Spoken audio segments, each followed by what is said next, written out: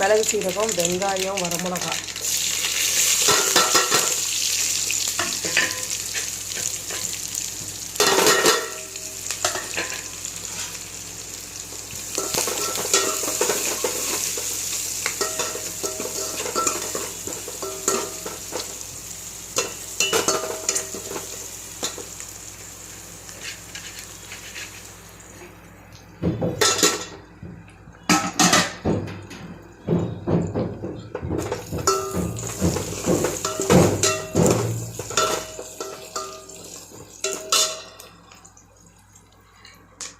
இதில் புளி, 3 தக்காளி, உப்பு, மஞ்சத்தூள் எல்லாம் போட்டு கரைச்சி ரெடியாக இருக்குது ரசத்துக்கு.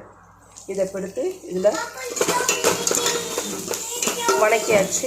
இதில் எடுத்து ஊற்றிட வேண்டியதான்.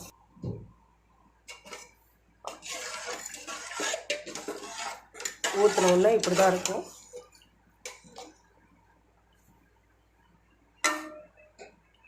இது நுரக்கட்டி வந்தோடனே பெருங்காயத்தூள் போட்டு ஆஃப் பண்ணிட வேண்டியதான். ரசம் ரெடி. கொதி வரப்போது இன்னும் ஒரு 2 மினிட்ஸ். நுரக்கட்டி வந்துருச்சு.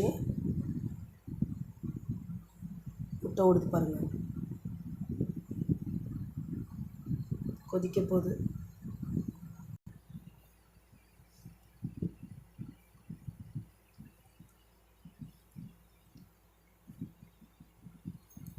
அம்மாட்ட வராதா?